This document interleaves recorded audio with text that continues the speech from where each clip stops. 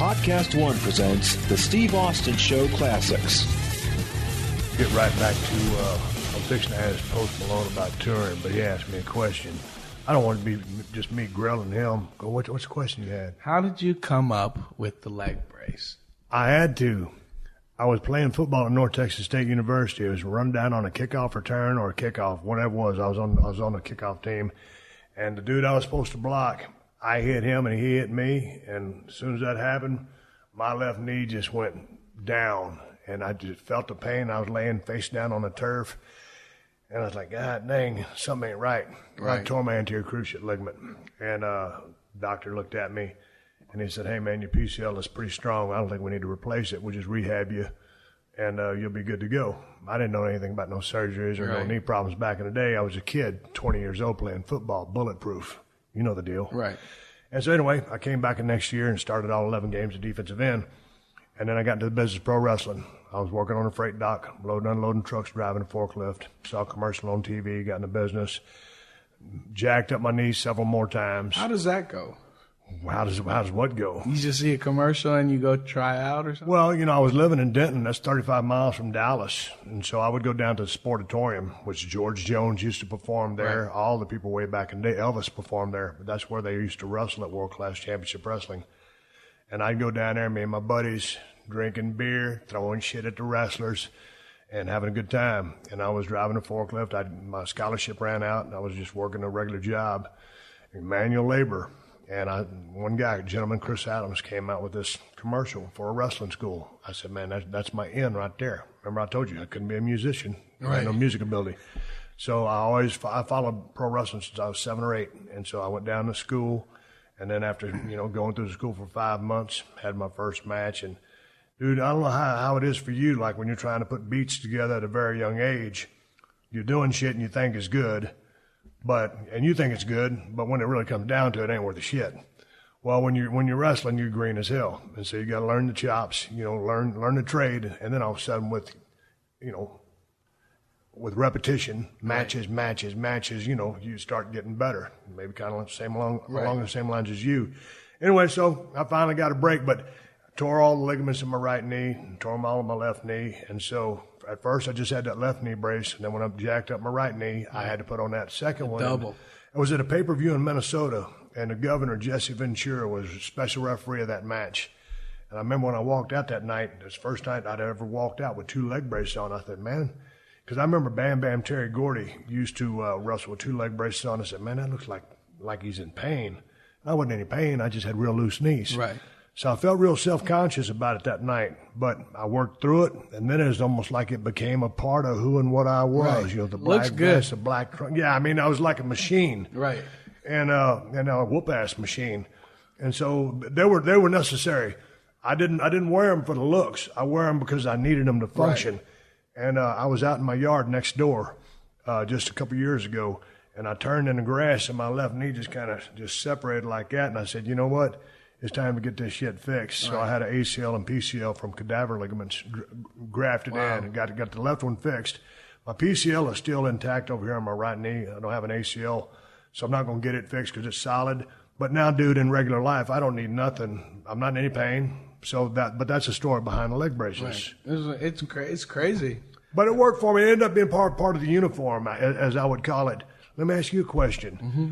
We made a living out on the road. Right. You can sell some stuff on the internet with merch, this, that, or whatever, but as a touring act, that's where the money is. Right. So, man, you're getting paid on the house. If nobody shows up, you ain't making no money.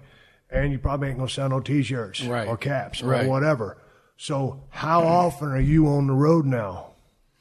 Because last time I talked, you and me was trying to hook up. Right. And you was over to Denmark or Brussels, Belgium. Yeah, where was we were in some weird European places, a strange land. So what's the touring schedule for you like? And do you like being on the road? Oh, man. The road is a love-hate relationship. Agreed. Yeah, it's a love-hate. You love it sometimes, but then you're just like, sometimes, man, I just don't want to do it at all. But I'm going on tour tomorrow for a week. It's almost 2 weeks with Future. He invited me to a bunch of dates, which is awesome, and they're paying me a lot of money, which is awesome, and I get to expose myself to a whole new different, I wouldn't say different, same genre. A whole, a bunch of feature fans that maybe have never even heard of me. Right. Or just know one song. And I get to, show them what I'm really, made of. And so I do that for a week and a half, almost 2 weeks. And then I come back, I got a week. And then I think we go on actual tour after that, which for like 2 months. It's tough. Michael Jackson said it best. And he goes, how do you feel about touring? Oh, I hate touring. Can you say that back? But can you say that you love being on tour? And the guy behind the camera, and he said, "Oh, I love touring." And it's shit like that. Yeah. It's crazy. I love meeting new people. I love meeting my fans. I love playing my music for people. But it's just it's different. I should be in college right now. I should be studying for my midterms or something. But I'm just rocking, rolling. Man, I always look at it like this. When I first started out in Dallas, and then they started booking me full time, and it was in the weekly territory in Tennessee. We worked the same towns over and over every single week. And then in WCW, it was United States. Then WWF, worldwide. Right. And everything's just one big circle. Well, right? How long are you on the road out of the year in that business? In many years, it was over 250. Because like Raw and SmackDown and all that stuff is every week. Oh yeah. And you're only looking at 52 weeks in a year, so that's 52 shows. But you're working probably 2 or 3 days before that and a day behind it. So they're in the ring 5 nights a week, probably for the most part. But the thing about it is, when I would go on the road, going back to the love-hate thing, I loved it. And I always say you kind of turn into being a zombie. Right. Like you're in road mode. I mean, you're still a living, functioning human being. And, right. Dude, back in the day, every night was a bottle of Crown for me. Right. Not every other night. That was the way I rolled. Yeah, we love it. And that was the way I rolled, and I was a machine. And I was the first guy there and the last guy to leave, and I worked my ass off. Like the Marine. And so when sometimes you'd be out on the road so long, and it'd be like, man, I can't wait to get home. And I would get home, and you never really truly unpacked. So you get your suitcase by the washer and dryer, you throw the shit in that's dirty, you keep the stuff in that's clean because you never really unpack because you're going back on the road. And I'm thinking, I need to get home because I want to hang out. And then I'm at home, and like a day and a half later, like I'm going crazy. I need to get back on the road. Right. So it's only in many respects, sometimes that's a place that really feels like home. But then you get tired of it, and you go home, and it's like, okay, I got a gut full of home. So it's like, again, it's that love-hate thing that you just said. I loved it. And like, because it was my life, and that was my passion. I love pro wrestling. But then when I got, had to leave because of my neck, then I got out of being, a zombie on the road. And it took me 3 years to come to grips with that. So now I'm like anti-travel. If I go do something to film something or whatever, that's one thing. Right. But just to jump around and go do things in different places, nah, dude, I'm a homebody. And your sleep schedule is just stupid. I didn't need sleep, dude. At 22 years of age, I can tell you something. You don't either. As long as you get 8 hours of sleep a week, you're good. 8 hours? Yeah, whether you need it or not. Just an hour a day, and then maybe I mean, how do you feel old? Dude, when I first got into business, I was 24, 25 years old, and, you're hanging out with a bunch of veterans. They've been in business 10, 15 years. Right. You're doing the same damn thing. Well, yeah, I met Rick. He's a big vet. He loves you. Tell this story. He loves you, man. He says wrestling ain't the same without you. Here's the story. I told you how me and Post got hooked up. It's good seeing him sit across the table from me. And I get a text message from Ric Flair, Nature Boy Ric Flair, the greatest professional. There you go. Yes, the greatest pro wrestler in the history of the business. And he goes, "Hey, Steve, what are you doing?" "I'm hanging with the postman." And I'm like, who the hell is he talking about, the postman? And I said, "Who's the postman?" He goes, the rapper. And I'm like, because we had just talked a week earlier. And I said, I know Post Malone, or I haven't met him yet, but I know Post Malone. And finally, my wife said, "What's going on?" I said, "I don't know. Flair's hanging with some guy called the postman." And then he called me, and he goes, "No caller ID." Right. I never answer. Right. Yeah. No caller ID, but I knew it was Flair because we were texting. So I said, "All right, man, let me pick this son of a bitch up." Yo, Steve, and he did the whole Ric Flair thing. Right. He goes, here's a postman. I hate when people hand the phone off. Oh, yeah, we love it. Because all of a sudden you're talking with, Yeah, you don't know who it is.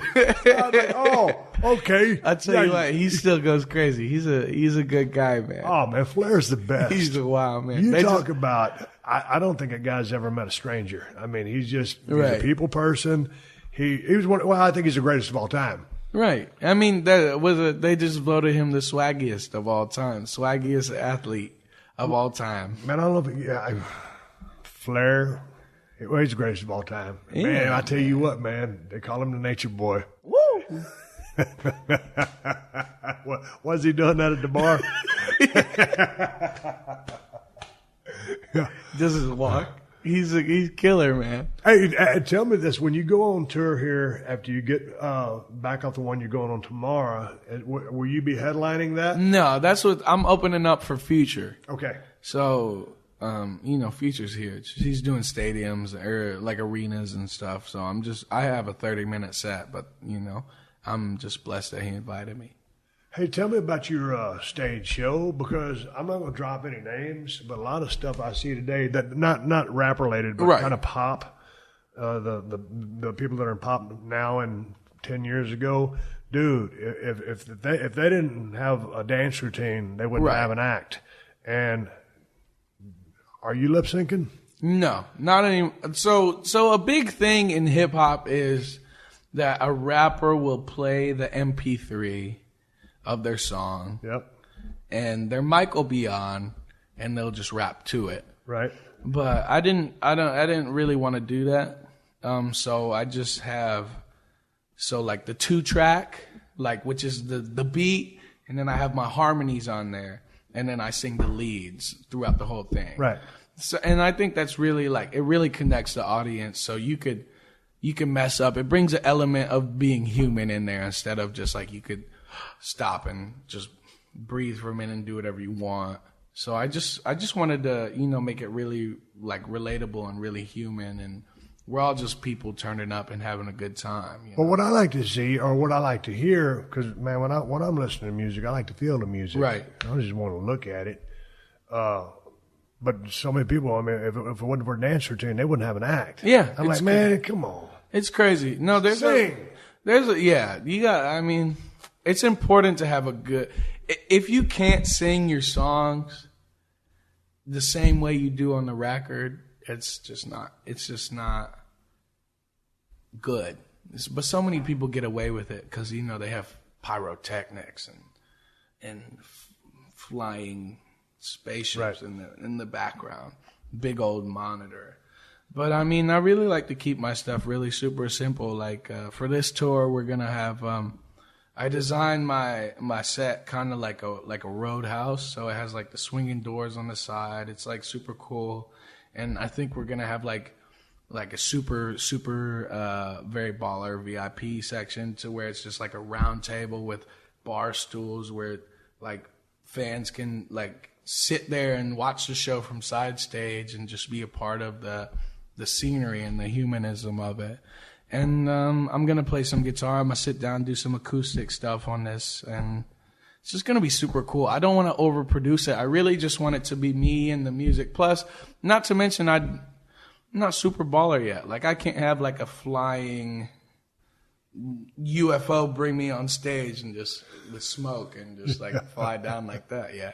But it'll come. But I need to make sure that it's actually me up there and it's actually. How does the acoustic stuff with just you and the guitar get over? Good stuff. I was really surprised because we kind of did it with Go Flex, but we kind of merged it. We really wanted to merge it and make something that we call it trap folk, and no one's ever really done that type of stuff. And it went over really well. Explain that, trap folk. So I'm really into folk. I got my Bob Dylan, I got all that good stuff. Just gentlemen sitting down with a nice guitar and just singing their heart out. But then we put some 808s over it, some big hip hop drums, and it just hits and sounds good. What's an 808? Boom, the big old right. rapper bass. We love it. It's just it shakes your speakers, shakes your whole earth. And when you're on the road, making something new. When you're on the road with like a Future or someone else, and they're going headline, right? You got your session. Are y'all hanging before? Is it, hey man, you stay out of my space until I do my thing? I mean, what's protocol? It depends. I don't care.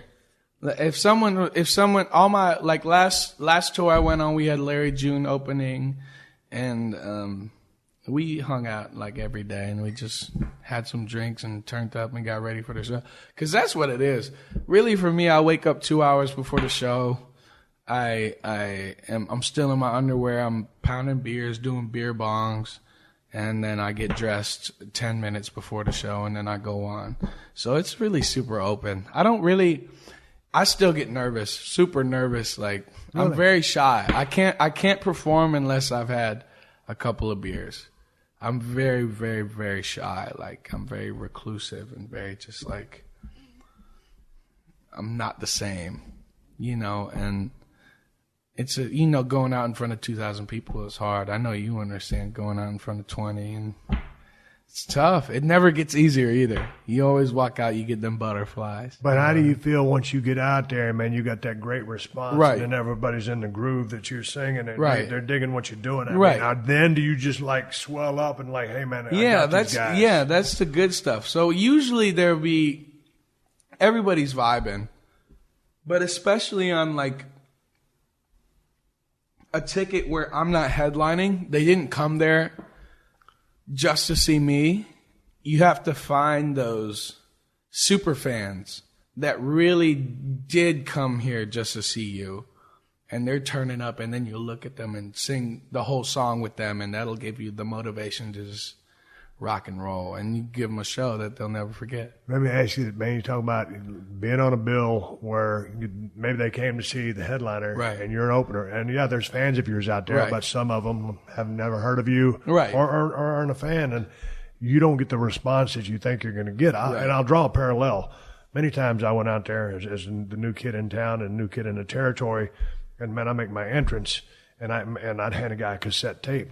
Hey man, could you play this on my way out? Because everybody got to have entrance music. Right. Back here in Tennessee, the guy says, you can't have no entrance music. You just got here. Right. And I was like, well, I'd appreciate if you'd play it. Dude, I had nothing. Right. I sucked in the ring. I was very green. At least I wanted some cool Van Halen music that I could make an entrance to. If I don't get them with what I do in the ring, at least I had a cool entrance song. And so, you go out there and it's crickets. Right. And you talk about, I was a shy kid growing up as well. And all of a sudden you go out there and you don't hear nothing. From in the form of appreciation, you can't grab them with the match. I mean, it's very disconcerting to say the least. Right. You've been in those shoes maybe a few times, certainly probably not anymore with all of your success and explosion. But tell me about the informative days or even times now. Dude, I wrestled in Chevrolet parking lots. I mean, Chevrolet dealerships I've wrestled in front of it, outdoor places where they got like 50 chairs, and you ain't got shit. Have you ever been there? I mean, it's like starting out. I did here. I did a show at the Viper Room. I don't know how the hell I got it. I don't know what the hell happened, but there was 4 people there, and no one knew what the hell was going on. Who cares? Whatever. But it's just stuff you got to go through. Like if you can do that, then you can do anything. Especially like growing up too, I did little folk country acoustic sets at restaurants where no one would show up. I was in a band, no one would show up. It's just, if you can do that, then you can perform in front of anybody. Here's one for you. You talking about Hank Sr., you being a fan. Hank, god dang, he loved his pills and his whiskey and his beer and all that stuff. He was a rapper. Yeah. He was a rapper of his days. A lot of times he would no-show. What is your prep? You said you get up 2 hours later, you have a couple beers, you're ready to get on the show. Mm-hmm. Is that the normal everyday prep? Yeah, that's really it. So on tour, especially on tour, I'll be on the bus. I'll get up. I'll probably be up till 5 a.m. The shows I go on at 10. So I'll go to bed at 5, wake up at 6. Start drinking with the boys, all the boys, the openers and all that stuff, and my DJ and my sound guy, and just have a couple beers, smoke some cigarettes, maybe hit a bar down the street or even at the venue. Go to the venue and drink the beer, and then chill out for a little bit. When you look at the line building up, you say, "Wow, that's a big line. It's going to be a great show." I mean, all the shows now for this next tour are sold out, which is awesome. Last tour, I did not have an album out. I had like 6 songs that I was touring off of. It was wild. It was the most crazy thing. And, I just kept hoping that more people would show up. I was like, wow, I'm really a one-hit wonder. Like, White Iverson is the only good song I have. Right. But now that the album came out, pre-sales, not even real tickets are for sale yet. Just the pre-sales are all sold out. It's super awesome. And I'm just ready to party, man. It's just the same stuff every day, but you never know the outcome of the night. You never know what crazy shit you're going to see or what crazy fan is going to crowd surf. And, it's just super cool, man. You're listening to another classic episode of The Steve Austin Show, only on PodcastOne.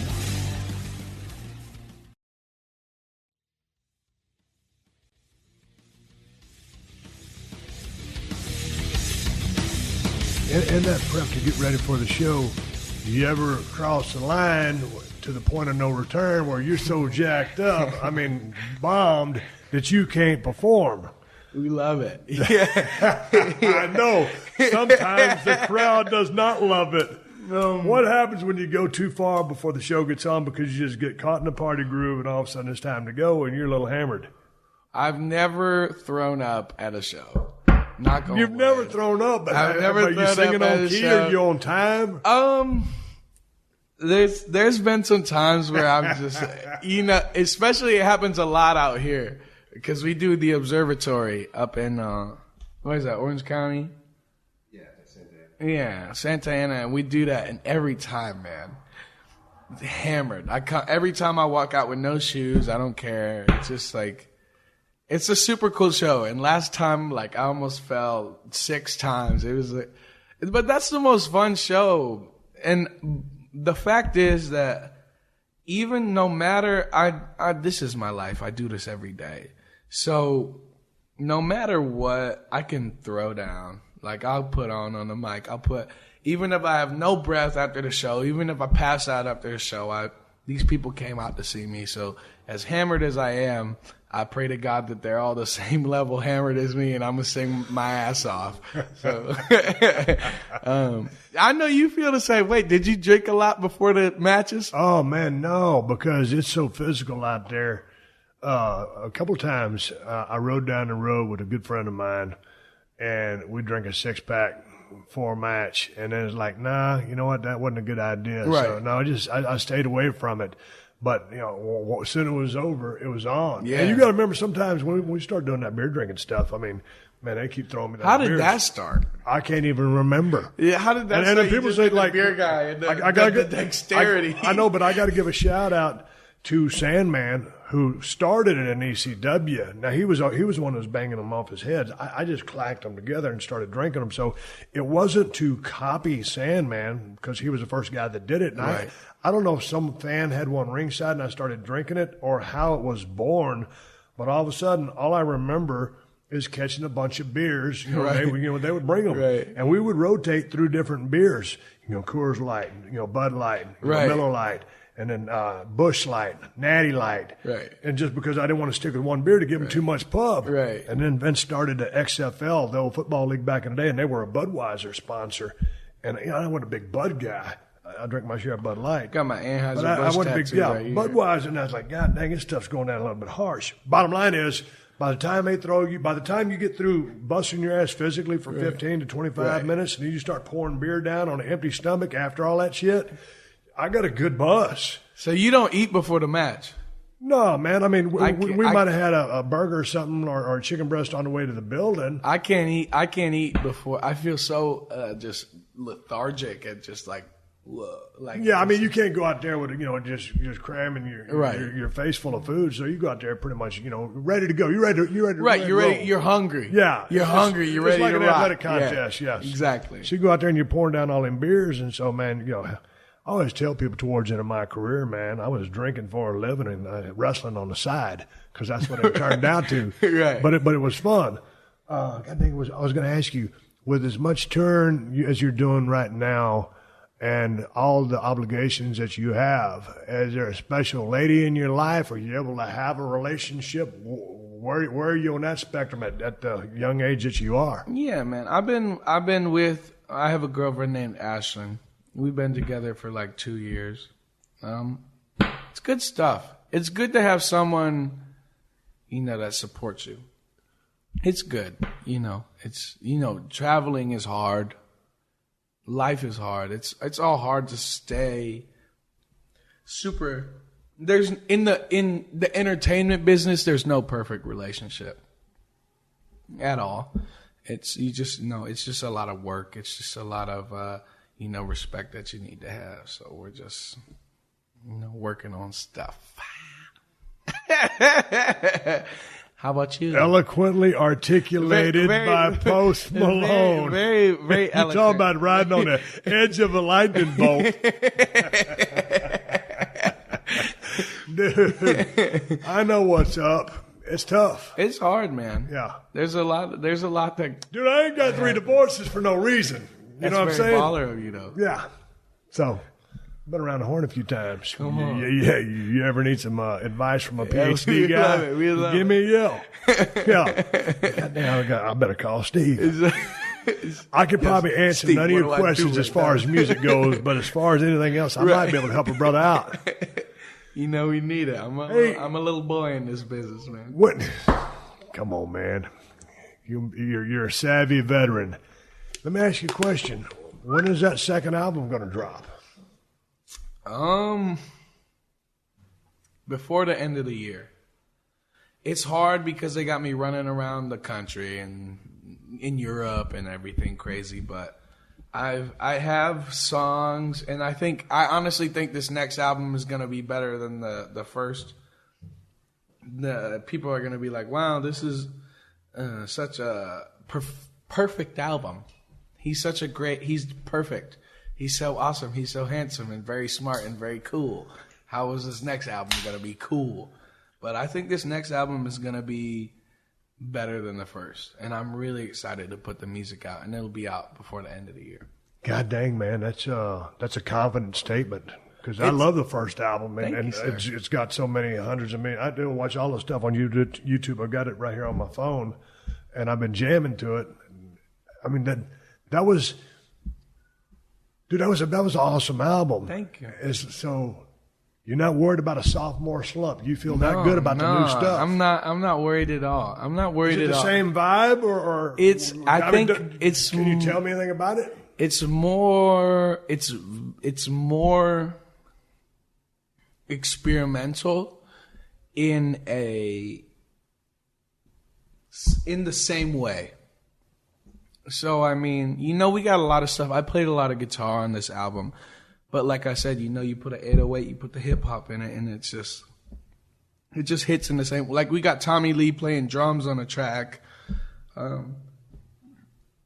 Getting John Mayer to play guitar on the track.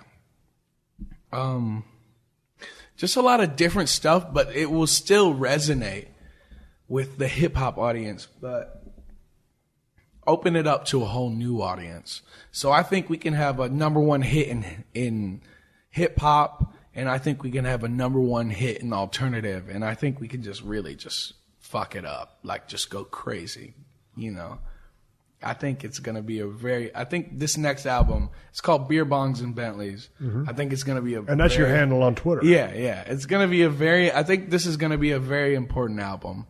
I think it's going to really shift, because there's a lot of people out there that are in the hip hop industry that want to be rockers.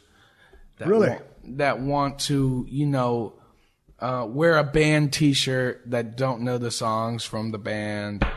And I think it's important that if you really love the music, that you bring it in, but in your own way, but also in a way that your fans can relate to it. So would you say, because your musical production or your efforts in the first album? You come from all over the place, but it is rooted in hip hop, right? Essentially. So the second album, you wouldn't. It's not experimental enough that you will alienate the hip hop crowd, and all of a sudden they're saying, "Hey, dude, we dug your first album. Yeah, what the hell's going on? You went this way on us. Right. What's up?" Right. I think it's really, it paves a new way that really caters to my fans of the first album, but will cater to my fans that haven't listened to it yet. I have like on the last album even, there was a whole track where it was just me sitting right here with a microphone and a guitar. No production, no nothing. It was just a song that I wrote and me and the guitar, and it went over super great. And it's just stuff like that I feel that if you bring the emotion and the personality and the swag that you have to another genre that people might, even in the hip hop industry, that people might not be open to, they'll listen to it because you actually have something relatable to say to the youth and to, the audience that listens to the most hardcore hip hop. You're still talking about, the everyday shit that you go through, but it's just on both sides. I think this album is really the perfect line that you could walk, and it's just bullseye.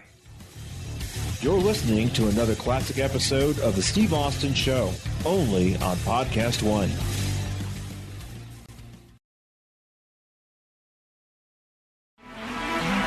This is Steve Austin Unleashed. So whose idea was it when you said that Tommy Lee and John Mayer, however you pronounce his name, I know you're talking about, played on this album? Whose idea was it to reach out to those two individuals? Well, Tommy Lee, I loved Motley Crue growing up. Me too. That's the first concert I ever went to. My dad put me on Motley Crue at a very young age. So it's like I knew my homie Andrew Watt, who I sat down and wrote some of the guitar stuff with, incredible guitar player. He said, "Yo, I know Tommy Lee. Like, let's go over to his house. Let's go." And I said, "Hell, fucking yeah." We go over to his house. He has this awesome pad, awesome studio, everything. And then me and Lou, which is Ben's brother, he helps write and produce a lot of the stuff. And we just made this awesome song. I played guitar on it, and then it's very calm. And then we cut out for like 2 bars, and then Tommy just comes in crazy. And I was like, "Dude, this is awesome." Tommy Lee is playing drums on one of them, and Tommy Lee became a very good friend of mine. And then recently we just did a show. So John Mayer put out a tweet, and he was like, "So people never told me that Post Malone was awesome. Like, he's super sick, like all that stuff." And then I came out, we did the Forum in LA, and we did Congratulations together. Yeah. Me and John Mayer was super sick, and Tommy Lee played drums, and it was super sick. So it's just like people that understand hip hop and people that understand rock and roll can all come together and realize that it's not a genre anymore. It's just music at this point,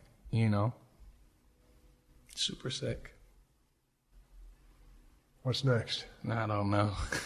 It's tough.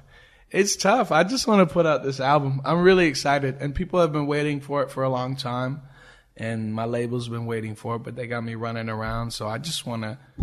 I really think, dude, it's going to blow minds, and I think that this next tour is just going to go crazy, and then after that, we'll do some arenas and stuff.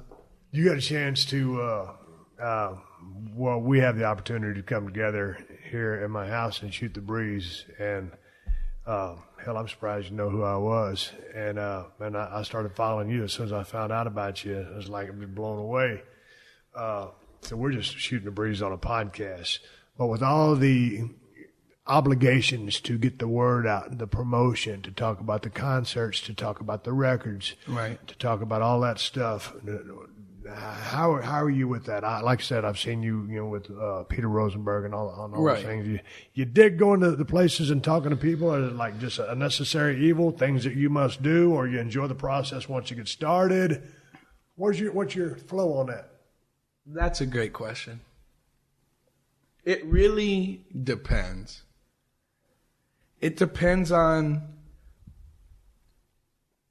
if I know the person and if the person is, or even has a personality and is not just a play button behind a radio station. Like this is a dream come true for me doing this. Peter Rosenberg, such a smart guy, knows music, such a sweet guy. That was incredible to do.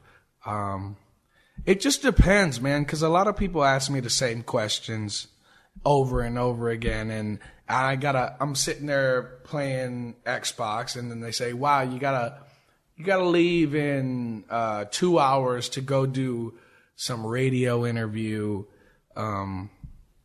in wherever," and then we gotta go do it, and I gotta act like I'm surprised by these same questions. I love people, and these people are completely different off the air. No, I wouldn't say that. These people act differently off air than they do on air. And everybody has been super kind and super cool, but the same questions suck. You don't want to answer. Right. And Dave Grohl said it best. You're going to all these interviews, answering these questions, and you try to give them a different answer every time. Right. But it's just sometimes you're just like, man, I don't know, whatever. I'll give you the same answer I gave the last guy. They can find it either way. God dang, dude, I've been through so many damn interviews. Yeah, man, I believe it. Hey, man, tell the story about how you came up with the name for Stone Cold Steve Austin. Tell the story about the leg brace. Dude, no, the leg brace story, because people don't know. Right.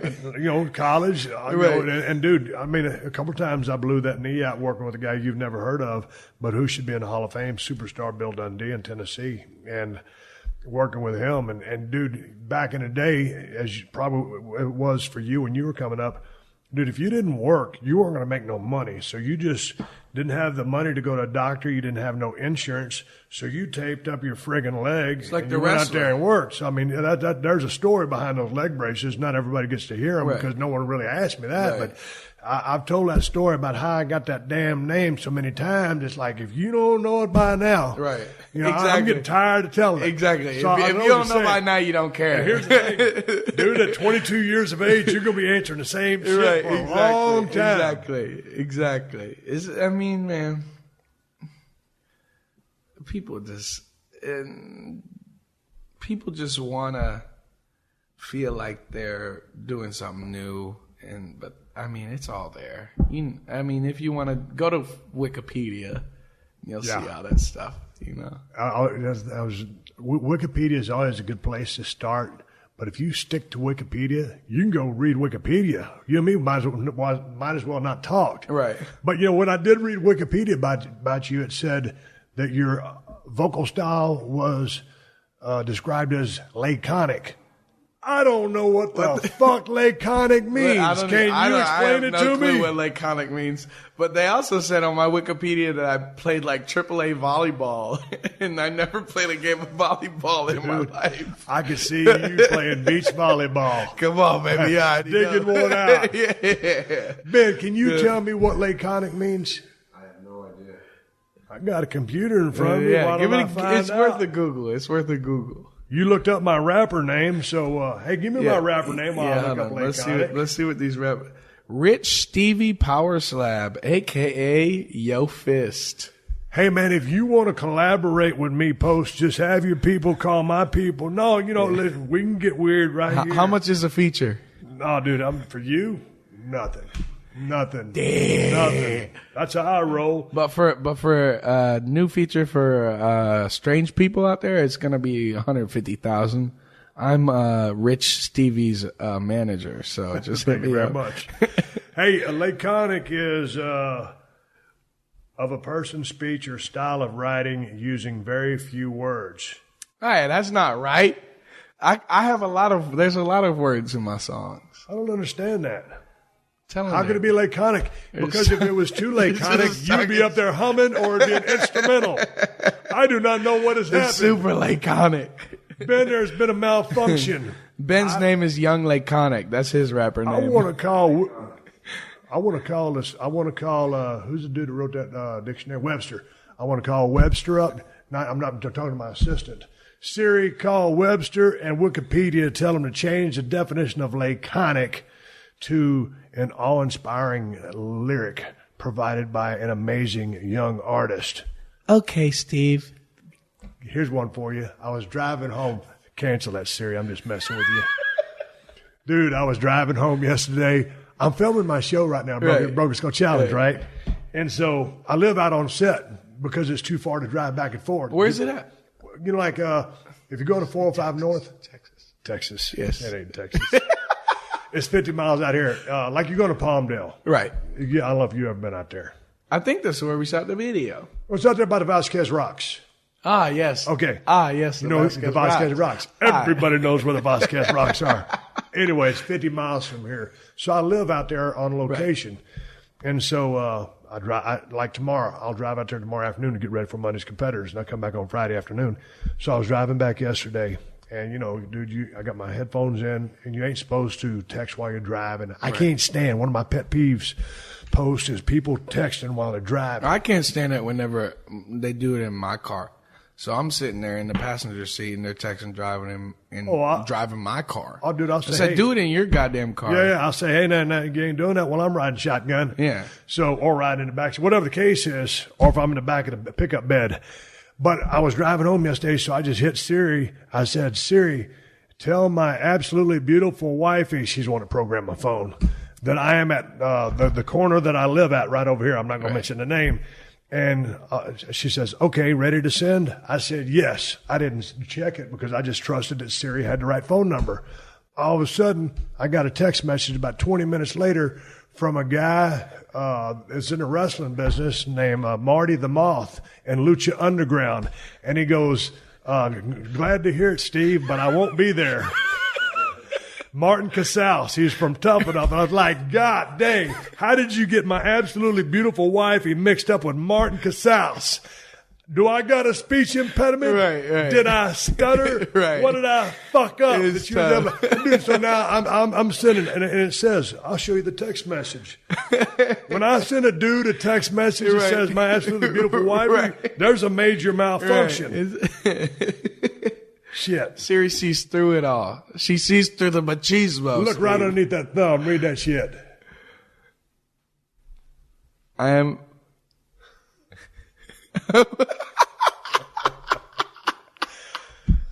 I said it, God. Says, when I'm sending a dude this kind of text message, that's what he gets. He homie, don't play that shit. He sends you the winky face. He says, all right, Stevie, I'll see you soon, baby boo. I gotta get Siri a hearing aid. Yeah, no, she needs one. She definitely needs one. But she's on all the time. Dude, I got this brand new iPhone 7 Plus, and I was sitting there. No, I'm not trying to impress you. Yesterday I was talking. Well, I got an iPhone 4 over here. Yeah, but you got a Rolls Royce. I don't have a house, but I have a Rolls Royce. I'm going to lose something here. I'm losing big time to the man with the Rolls. I was talking to a guy last night about a T-shirt, and all of a sudden Siri hangs up on him and just starts playing my damn music. Oh, yeah. I call him back. She cuts me off again. I'm like, man, I just got this brand new sumbitch. And now it's all about downloading the new software. I don't get it, dude. Siri is a spy for the U.S. government. That's all she is. That's all she's worth. Dude, I don't know, but I think sometimes that I'm not able to articulate my phrases enough. And like, I'll tell her to give me the directions to like Woodland Hills, and then she send me somewhere in like South Africa. Yeah, she'll have no. I'm like, come on, man, really? Do I talk that bad? You've been able to understand almost everything I've said. Yeah. Or at least you shake your head and just give me some good answers. I got it. If you ain't hearing what I'm saying, you got some great answers. Well, thank you, sir. I appreciate you. I'm good at improv. Hey, man, a couple more questions to wrap it up. I know you got shit to do. I'm taking my wife out tonight. Tonight's my cheat meal. I will have whiskey tonight. Yes, sir. I'll finish this beer with you, but I'm having whiskey tonight. Yeah, I know you've been babysitting. What a wiener. God dang, dude. Everybody, I just want you to health kick. Once I make up my mind, Post, I got to do it. I feel it. I got to get that's there, brother. Very good determination. And what was I going to ask Cheers, you? Cheers. We out here in L.A., you get a chance to do a lot of interviews on television, but have you considered getting into the acting business or anything like that? Because you know what? Everybody that sings wants to act. Right. Everybody that acts wants to sing. Right. There's that crossover. Right. So Yeah. where do you fly on this? I'm not cute enough to act. Don't be so hard on yourself. You think I'm cute? I ain't saying that. Homie, don't play that shit. I'm not gonna be there, Steve. Sorry. I'm kidding Winky you. face. It's just like, Dude, look at this face. This is a mug of, I've been in a couple movies, so I mean, if I can do it, Right. you got a head full of hair. You can Right. do it. right. I mean, it's just, I have a neck tattoo. I have hand tattoo. It's hard. They can cover Dude, it all there are with, plenty of guys they can out cover there it all with with tats makeup. on. I think that instead of acting, I would rather do like a interview series or something like that, to where I could be myself and not play a role. Yep. And to where I could just have cool guests and cool, topics and everything like that. So where I could still have all my tattoos and still look like. But you want to be like Post a goat. Malone. Yeah. I mean, I don't want to I be. just want to be Steve Austin. Yeah, and I mean, unless they want to put me in like a movie where I'm like a cartel homie and they shoot me. I've always dreamed of dying on a TV show or a movie. Like I just get shot. Yep. I feel like I have a great death, and I've been practicing a lot in the mirror. So I feel like if I get shot in a movie, I'd know what to do. That's important to me. You practice your death scene in front Yes, of a mirror? it's rehearsed. I know what I'm gonna do. I know the choking and the. But you always got to have those last words. It's Yeah. like in that old Western. It's like the dude laying there, dude just got his gut shot. He may shot him in his leg and under his armpit, he's bleeding out. Give my fortune to little Johnny. Not little Johnny. Yeah, fuck that. Gotta give it to little Johnny. Who would you give it to? Yeah, I'll give it to little Timmy. Oh, Timmy. Yeah, man, not Johnny. He's a douche. Give my. Now watch this. This is completely off the cuff. This is. I didn't even go to ground and We need shit. video Watch it. of Watch this. it. Listen. I just got gut shot, riddled with bullets. Okay. Yeah, good stuff. Drive by. We're on the streets of Los Angeles. Feasibly, this could happen. Good stuff. Listen, Kristen, that's my wife.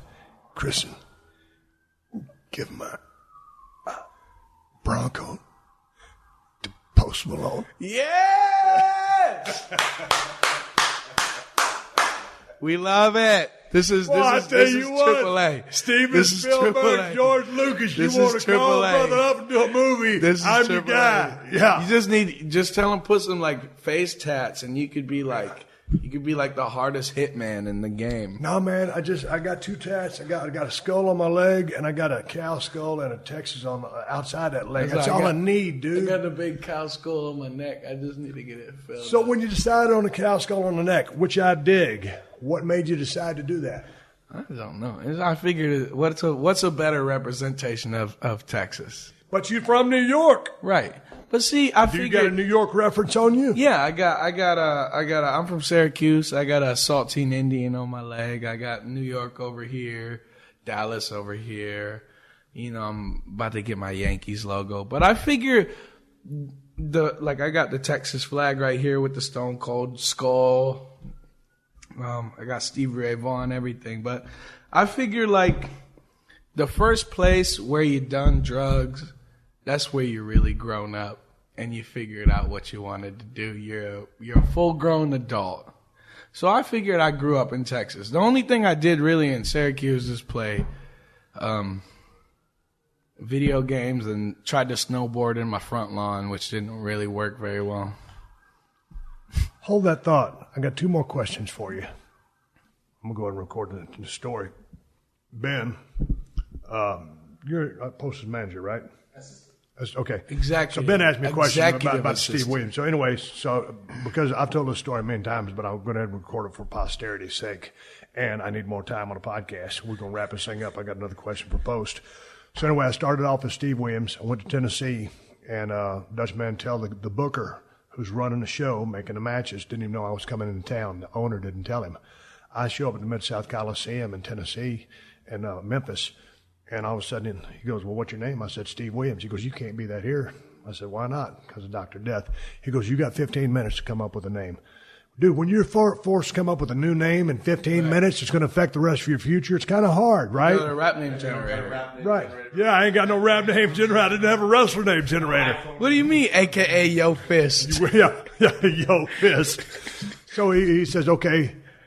He comes back and he goes, what'd you come up with? I said, nothing. He goes, you got 5 minutes. He comes back in 5 minutes. He goes, what do you got? I said, nothing. He goes, okay, you're Steve Austin.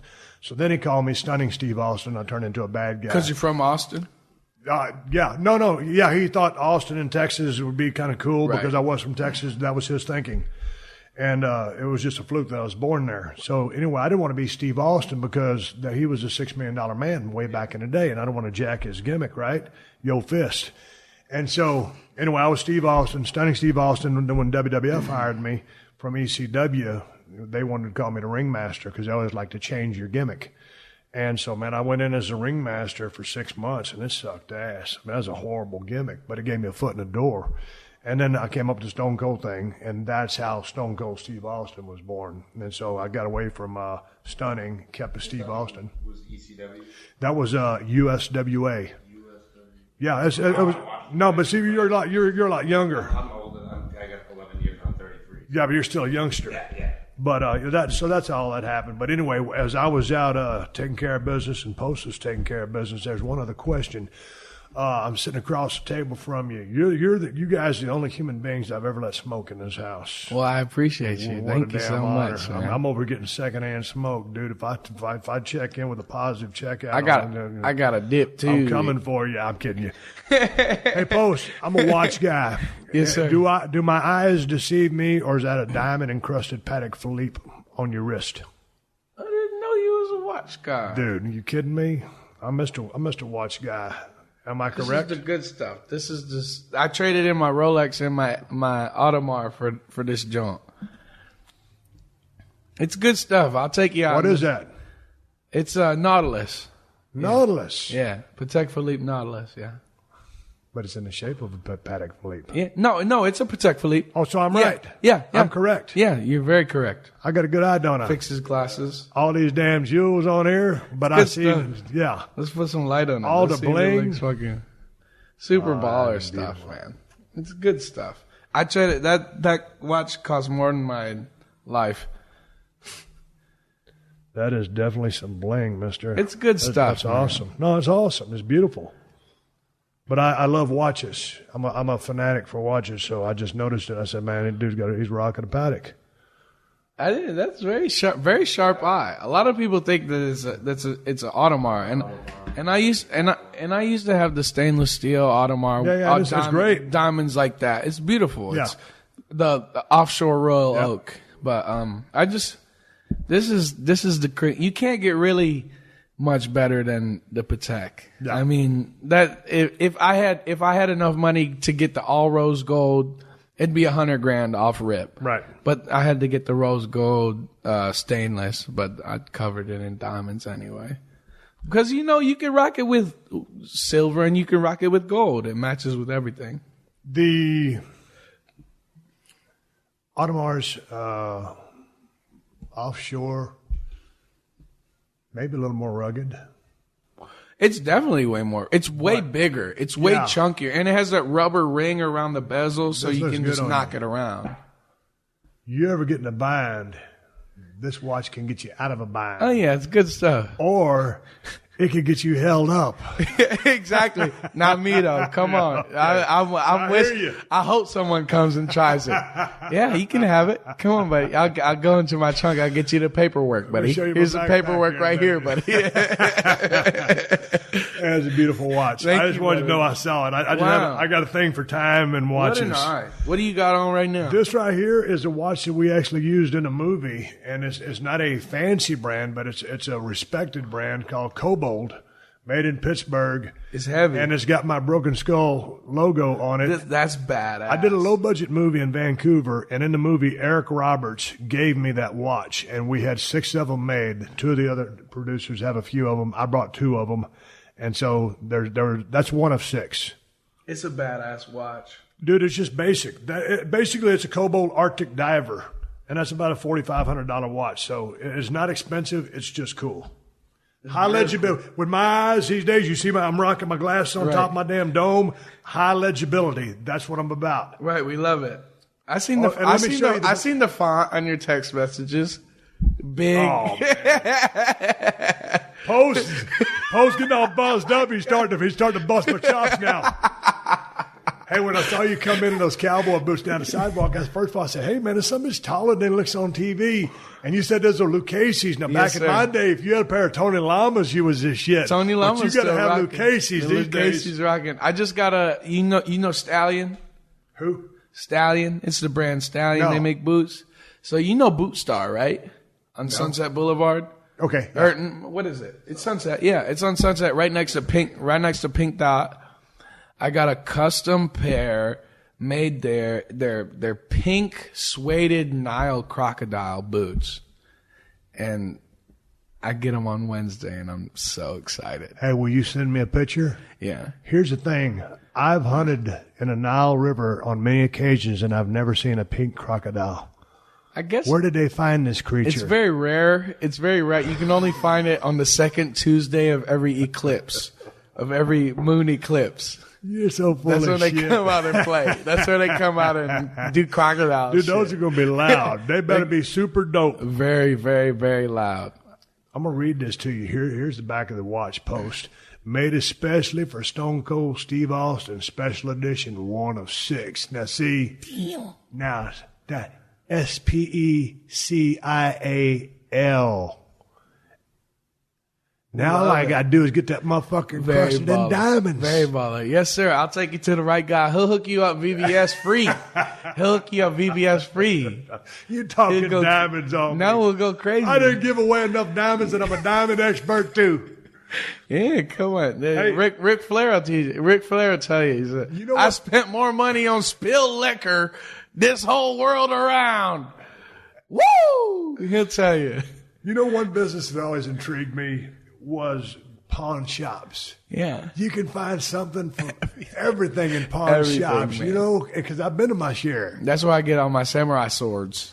Is it? No. You collect them? No, I love swords, but I don't have any pawn shop samurai Hey, man, swords. before we wrap this endeavor up, anything you want to plug, promote, talk about the album, social media? Are you on Instagram? I know you're on Twitter. Instagram. My girlfriend doesn't let me get on it, but I post a picture on Twitter and How come she won't let you get on it? I don't know. She doesn't want me to be a bad boy because I'm a real handsome. I'm a sex icon, so she can't really. Sometimes she can't handle it. Yeah. Yeah, you know, it's whatever. I only got 2 buttons buttoned on my shirt, so you can already tell that I'm a bad boy. Yeah, man, just check out Stoney. Buy Stoney if you don't have it. Check out Beer Bongs and Bentleys when it's come out. Let's get weird. Let's go. Let's rock.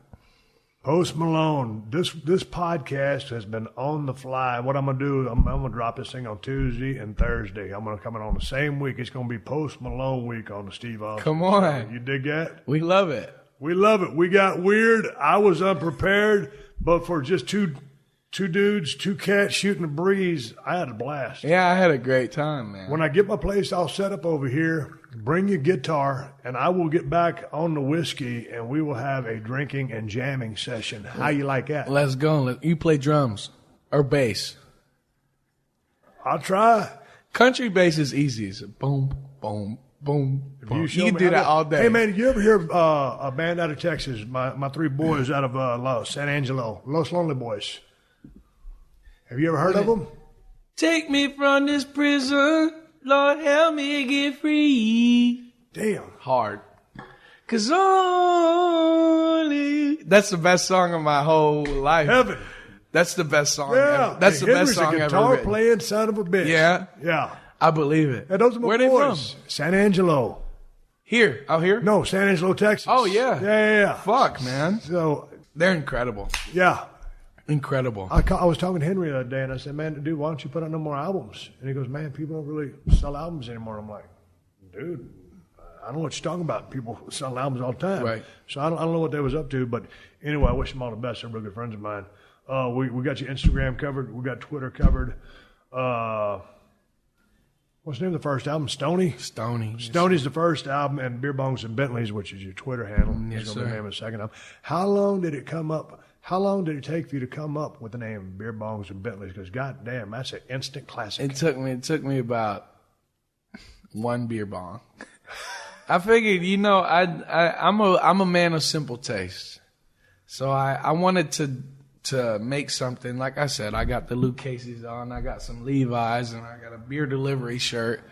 But, other times we might have the Gucci 3-piece. So, I mean, it's just the best of both worlds. Like, I never had money growing up.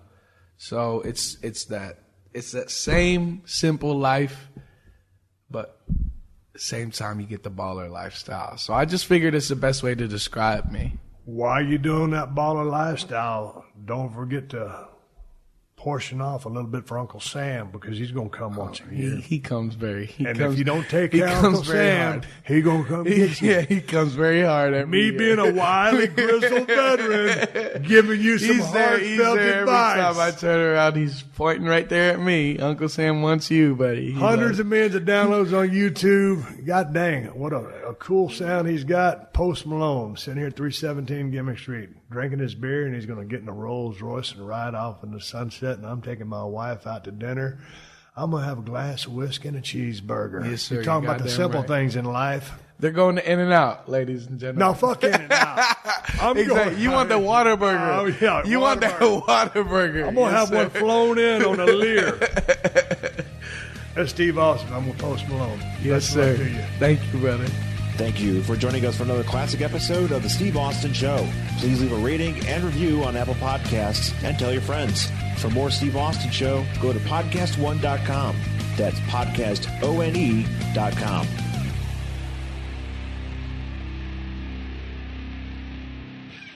All month long on Pluto TV, stream the biggest Tyler Perry movies free. Watch your favorites like Medea's Witness Protection and Medea's Big Happy Family. Join Tyler Perry as he goes on a couples retreat with Sharon Leal in Why Did I Get Married? Or Idris Elba and Gabrielle Union in the Tyler Perry directed film Daddy's Little Girls. Plus, Pluto TV has hundreds of channels with thousands more movies and TV shows. Available on live and on demand. Download the free Pluto TV app on all your favorite devices and start streaming now. Pluto TV. Drop in, watch free.